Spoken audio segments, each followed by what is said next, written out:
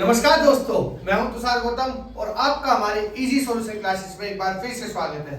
दोस्तों, जैसा कि आप सभी जानते हैं कि हमारे सीसीएस यूनिवर्सिटी के एग्जाम चल रहे हैं, उसी के पॉइंट ऑफ व्यू से हम लगातार हर पेपर के और कोशिश कर रहे हैं कि हर सेमेस्टर के सभी पेपर्स को कवर कर पाए और सभी के हम सैंपल पेपर डालते हैं, जिसमें से कि आप भी जानते हैं कितना हमारे लिए हेल्पफुल होता है। जैसे कि मैं अगर आज की बात करूं, आज हमारा न्यूमेरिकल मेथड का पेपर था और 5th सेमेस्टर वालों बच्चों का, और 100 के 100% क्वेश्चंस हमारे प्रेडिक्शन पेपर में से मेन पेपर में मिले हैं और इस बात को आप भली भांति जानते हैं। देखिए दोस्तों, उसी के चलते आज मैं 3rd सेमेस्टर के एलिमेंट ऑफ स्टैट्स सब्जेक्ट का पेपर सैंपल पेपर लेके आया हूं, क्योंकि दोस्तों देखिए उससे पहले सभी सब्जेक्ट जो है हमारे 3rd सेमेस्टर में लगभग थ्योरेटिकल थे, इसी वजह से वो मैंने नहीं बनाए। मेन सब्जेक्ट हमारा है एलिमेंट ऑफ स्टैट्स, जिसमें बच्चा फंसता है मीन मीडियन मोड वगैरह ये सब डिस्पर्शन। तो उसी के चलते आज मैंने आपके सामने एक पेपर लाया हूं 3rd सेमेस्टर का एलिमेंट ऑफ स्टैट्स का। उसके आज हम डिस्कस करेंगे उसको और देखेंगे कि किस तरीके से हमारा पेपर आने वाला है। और दोस्तों, वीडियो में एंड तक बने रहें, हम एंड में आपको बताएंगे कि भाई सॉल्यूशन इसके किस तरीके से करने हैं और कहां पर आपको इसके सॉल्यूशन मिलेंगे। तो दोस्तों, बीसीए 3rd सेमेस्टर वालों के लिए ये बहुत ज्यादा मोस्ट इंपोर्टेंट क्लासेस है, प्लीज इसको इग्नोर ना करें और ध्यान से इस पे पढ़ें। ठीक है दोस्तों, तो सबसे पहले हम देखते हैं सेक्शन ए हमारा किस तरीके से आ रहा है। देखिए दोस्तों, ये हार्ड सब्जेक्ट है हमारा, इसलिए इस पे हमें बहुत ज्यादा विशेष ध्यान देना होगा। ठीक है दोस्तों, what do you mean bye permutation and combinations, explain with example. देखिए, आपको परमुटेशन एंड कॉम्बिनेशंस के बारे में बताना है और उसके एग्जांपल्स देने। तो दोस्तों देखिए, 11th क्लास का ये टॉपिक है, चैप्टर भी है 11th क्लास में। तो देखिए, जिसने 11th 12th में मैथ की है उसको तो ये हेल्पफुल है, लेकिन जिसने नहीं की, जो है विदाउट मैथ है, उसके लिए थोड़ा दिक्कत का विषय है। तो दोस्तों देखिए, उसी बच्चों के लिए उसी बारे में हमें जानना है कि हमें करना कैसे है। देखिए, परमुटेशन एंड कॉम्बिनेशन। परमुटेशन, इस क्वेश्चन में आप क्या करेंगे, अगर आप मीनिंग नहीं लिख पा रहे हैं तो आपको परमुटेशन एनपीआर और एनसीआर दोनों के फॉर्मूले पता होने चाहिए। एनपीआर का फॉर्मूला होता है n का फैक्टोरियल अपॉन में n माइनस r का फैक्टोरियल, और एनसीआर का फॉर्मूला होता है n का फैक्टोरियल अपॉन में r का फैक्टोरियल ब्रैकेट में n माइनस r का फैक्टोरियल। तो दोस्तों, अगर आप इस क्वेश्चन में 3 नंबर के क्वेश्चन में अगर आप दोनों के फॉर्मूले भी लिख देते हैं और फिर n और r की कोई भी एक एग्जांपल के तौर पे वैल्यू मान लेना कि भाई n की वैल्यू मान लीजिए 2 है और r की वैल्यू 1 है, तो फिर इसको उस फॉर्मूले से सोल्व करके दिखा देना, तो आपके 3 नंबर परफेक्ट रेडी हो जाएंगे। ठीक है दोस्तों, देखिए मैं पूरा सॉल्यूशन आपको आपकी डिमांड के अकॉर्डिंग ही जल्दी से जल्दी प्रोवाइड करवाऊंगा, अगर आप कहेंगे तो दोस्तों टाइमली आप मेरे को कमेंट सेक्शन में बता देना कि सर मुझे इसका सॉल्यूशन चाहिए, तो मैं इसका सॉल्यूशन प्रोवाइड कर दूंगा। ठीक है दोस्तों, define the following terms.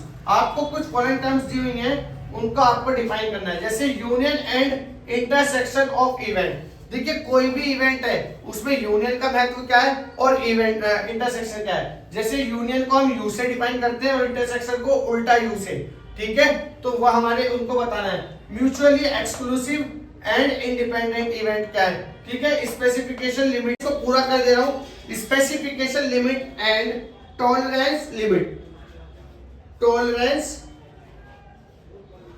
Limit, ठीक है, ये मैंने पूरा कर दिया है। तो 3rd पार्ट ये। फिर नेक्स्ट क्वेश्चन है हमारा, what is classical definition of probability. What is the probability of getting a sum 7 of the face value when 2 pair dice are thrown simultaneously। तो देखिए दोस्तों कि 3 नंबर का प्रोबेबिलिटी में क्वेश्चन है, बहुत ही इजी क्वेश्चन है, एक लाइन में चुटकी में हो जाएगा। इसके लिए देखिए दोस्तों, हर टॉपिक के हमें फॉर्मूलेस पता होने चाहिए। प्रोबेबिलिटी का क्या होता है ना, ऐसी परमुटेशन कॉम्बिनेशंस का क्या होता है, ऐसे आने वाले अगले टॉपिक के भी हमें बारे में पता होना चाहिए। नेक्स्ट है डिफाइन द हार्मोनिक और ज्योमेट्रिक मीन। देखिए, जीएम और एचएम मीन, हार्मोनिक मीन क्या होता है, ज्योमेट्रिक मीन क्या होता है, तो ये भी आपको 3 नंबर में डिफाइन करना है। नेक्स्ट है statistical quality control difference between process and product. देखिए, बहुत मोस्ट इंपोर्टेंट क्वेश्चन है ये, MMI लिख लीजिए आप इसके आगे, क्योंकि ये 3 नंबर में आपको यहाँ पे दिया हुआ है, हो सकता है ये 7.5 में भी कन्वर्ट हो जाए। ठीक है दोस्तों, क्योंकि प्रोसेस और प्रोडक्ट का डिफरेंस, ये प्रोसेस और प्रोडक्ट होता क्या है, इनको डिफाइन भी करने के लिए बोल देता है। 3 नंबर में दिया हुआ है, तो आपको हो सकता है कितने भी नंबर में आ जाए, इतना मेरी गारंटी है कि एक ना एक क्वेश्चन में मिलेगा जरूर। ठीक है, ये क्वेश्चन देखने को मिलेगा जरूर। तो दोस्तों नेक्स्ट क्वेश्चन है आपका, obtain median and mode of the following data. आपको मीडियन और मोड निकालना है। एक फॉलोइंग डेटा आपको दिया हुआ है, क्लास इंटरवल दी हुई है और आपको फ्रीक्वेंसी दी हुई है। देखिए मीडियन और मोड किसी को भी नहीं आता है, मैं लिंक डिस्क्रिप्शन में डाल दूंगा आपको, वो आप वहां से पढ़ लेना, मैंने वीडियो बनाई हुई है। ठीक है, मैं लिंक इसका डिस्क्रिप्शन में डाल दूंगा। नेक्स्ट क्वेश्चन है प्रोबेबिलिटी का, डिफाइन करना है आपको probability. Suppose that A and B are mutually exclusive event for which P A दिया हुआ है आपको, probability of A 0.3, probability of B 0.5। What is the probability that either A or B occur, A occurs but B does not, both A and B occurs.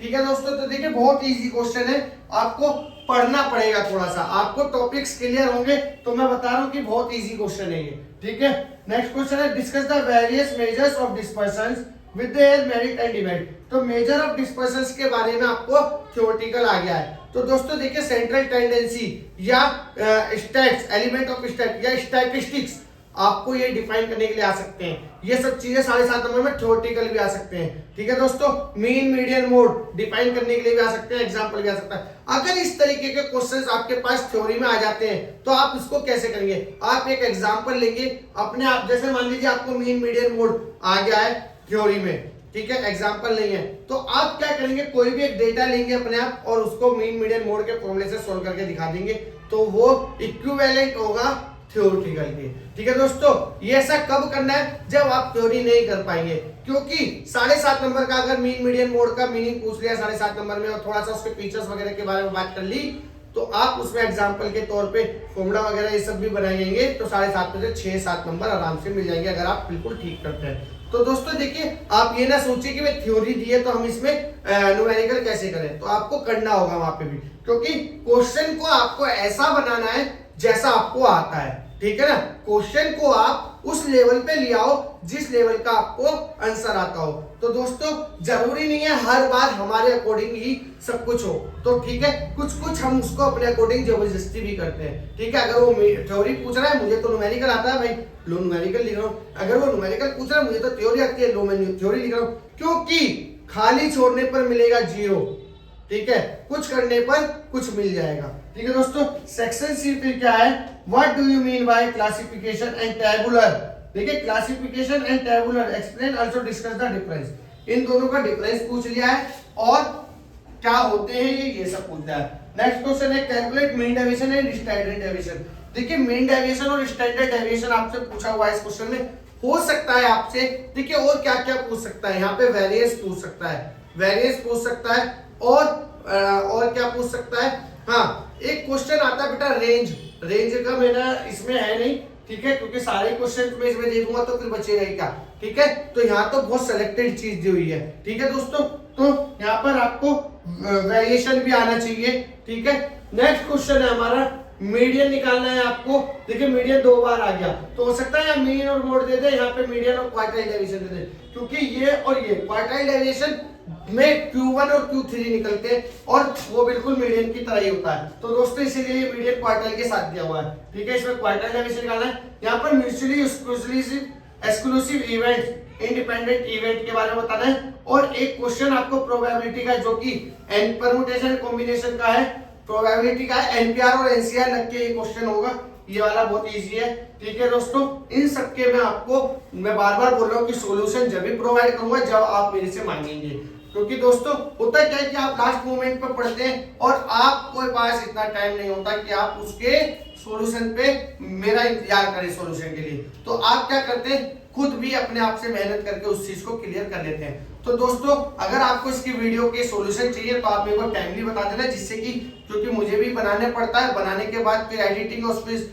Uploading वगैरह बहुत काफी time लग जाता है और टाइम का बहुत ज्यादा मेरे साथ इशू है, तो इसलिए इस चीज को थोड़ा सा समझने की कोशिश करें। ठीक है दोस्तों, नेक्स्ट क्वेश्चन है एक्स और आर, एक्स बार और आर चार्ट के बारे में क्वेश्चन आएगा, बहुत इंपॉर्टेंट क्वेश्चन है। देखिए ये सभी क्वेश्चंस वो हैं जो आपको इस बार पेपर में दिखने वाले हैं, और दिखेंगे ही दिखेंगे दोस्तों, इसलिए बिल्कुल भी इसको लाइटली ना लें और इग्नोर ना करें। दोस्तों पेपर में हमें ज्यादा से ज्यादा नंबर पाने हैं तो देखिए दोस्तों आपको वीडियो को देखना पड़ेगा, और मैं बार बार बोल रहा हूँ कि इसके सॉल्यूशन चाहिए तो आप मुझे कमेंट सेक्शन में बता देना।